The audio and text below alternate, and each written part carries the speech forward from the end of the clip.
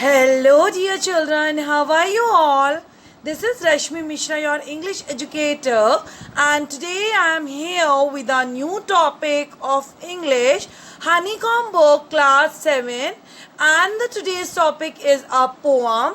The title of the poem is Chevi, and it is written by Michael Rosen. So, children, are you ready, all? Very good. Let's start now. Before reading this poem, I want to tell you about the component what we will read today. We will read this poem. We will read the thought behind instructing the children. We will read word meaning, poetic devices, and the central idea. Before starting the chapter, let's discuss about the poet. And as I told you कि poet का क्या नाम है children? Michael Rosen. He born on 7th May 1946. He is an English children's author and poet who has written 140 books. He served as children literate from June 2002 to June 2009. Okay? And now, before starting the chapter, points to be thought upon. Do you like to be always told what to do or not to do? क्या तुम्हें पसंद है children ये चीज़ कि आपको बार बार बोला जाए कि तुम्हें क्या करना चाहिए और क्या नहीं करना चाहिए? Do grown up do this? है ना? जो ग्रोन अप होते हैं यानी कि जो बड़े लोग होते हैं वो यूजुअली ये करते हैं, आपको बताते रहते हैं कि ये काम करो, ये बात नहीं करो, ये काम करो, ये नहीं करो, ठीक है. एंड टू चिवी का मतलब क्या होता है?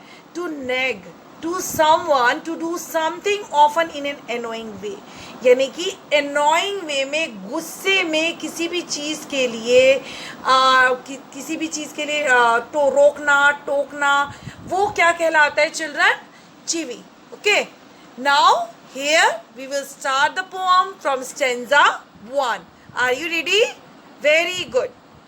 So the first stanza is, grown up say things like speak up, don't talk with your mouth full, don't stare, don't point, don't pick up your nose.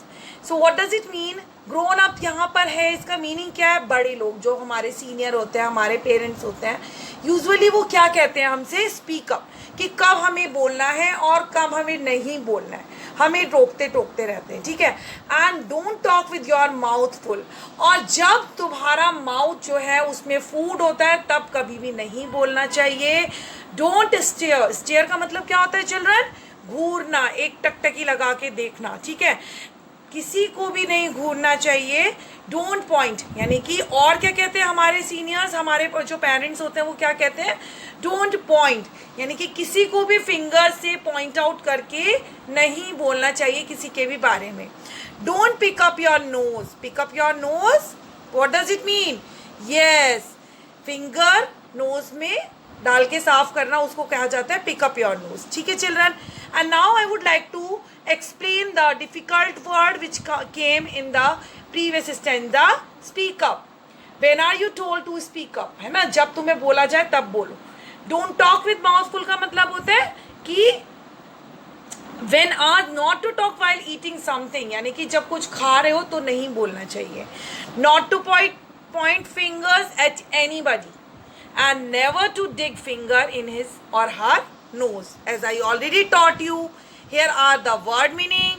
grown up का मतलब मैंने आपको बताया था elderly.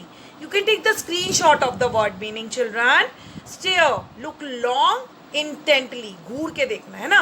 pick your nose, put finger in your nose. And now let's start stanza 2. sit up, say please. what the elders says, हमारे बड़े हमें क्या रोकते टोकते हैं, क्या चीवी करते हैं? sit up, है ना. बैठो, कब खड़े हो, और हमेशा प्लीज करके बोलो किसी से भी. लेस नॉइज कम से कम करो. Shut the door behind you, किसी के भी पीछे से एकदम से डोर को शट नहीं करो, है ना. डोंट ड्रैग योर फीट, पैरों को खिसका के चलना, रगड़ के चलना नहीं चलना है. Have not you got a hanky, और तुम्हारे पास क्या होना चाहिए, एक हैंकी होना चाहिए. Take your hands out of your pocket, और हमेशा पॉकेट से बाहर हैंड्स करके चलना चाहिए. ठीक है, कभी भी पॉकेट में हाथ डाल के किसी से भी बात, this is a bad manner, किसी से भी बात नहीं करनी चाहिए. Here the explanation of the stanza 2 is body language के बारे में बोला गया है कि किस तरीके से हमें प्रॉपर पॉस्चर लेने चाहिए. How to sit with proper posture, किस पोजीशन के साथ बैठना चाहिए. मैनरिज्म क्या होता है ना. मैनरिज्म कहते हैं बच्चों बैठने उठने का तरीका, बोलने का तरीका. हमेशा सबसे प्लीज करके बात करनी चाहिए, धीरे बोलना चाहिए, एंड कभी भी चलते वक्त अपने फीट्स को ड्रैग नहीं करना चाहिए, रगड़ना नहीं चाहिए. ठीक है children. And now here to always have a hanky for ready use. Yes, we should have a hanky.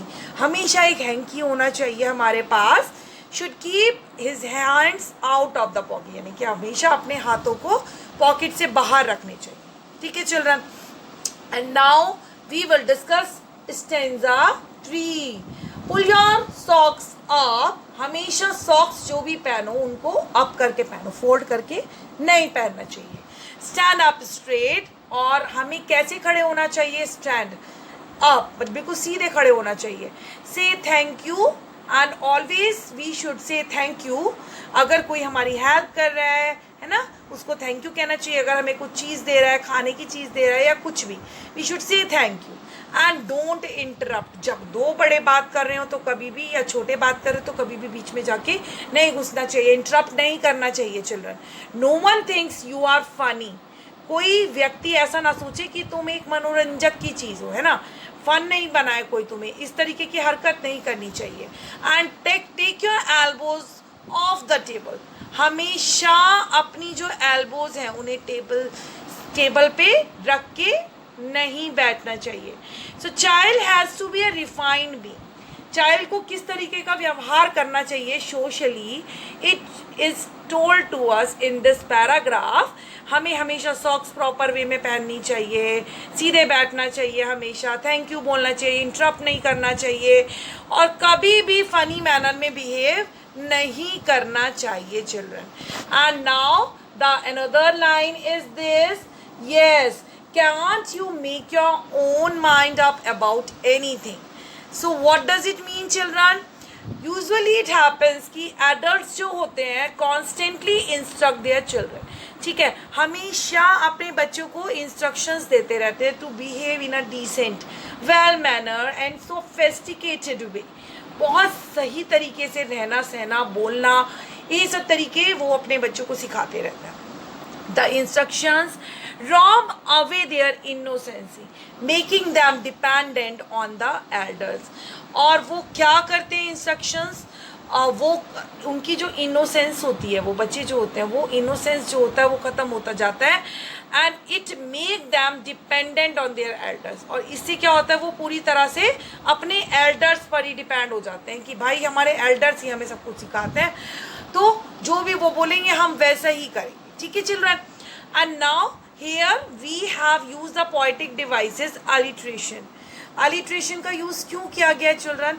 Repetition of identical initial consonant sound. ठीक है, एक ही कॉन्सोनेंट साउंड के वर्ड जब बार बार आ रहे हैं तो वहाँ पर alliteration का वर्ड किया, alliteration आपका poetic device का यूज किया जाता है चिल्ड्रन. ठीक है. And here we have already used anaphora. एक पोइटिक डिवाइस है एनेफोरा. वो क्या होता है children? With the words repeat at the beginning of successive sentence, यानी कि बिगिनिंग का जो वर्ड होता है वो हर सेंटेंस में सेम होता है, तो वहाँ पर एनेफोरा पोइटिक डिवाइस का यूज होता है. जैसे यहाँ पर बार बार यूज हुआ है, don't talk with your mouth full, don't stare, don't point, don't pick your nose. Okay, so anaphora और एलिट्रेशन पोइटिक डिवाइसेस का यहाँ पर यूज किया गया है children. It was our today's class. I think 6वीं पोएम सबको पसंद आई होगी, सबको समझ आई होगी. Keep watching my videos children. Do subscribe my channel, like my videos. Till then good bye children.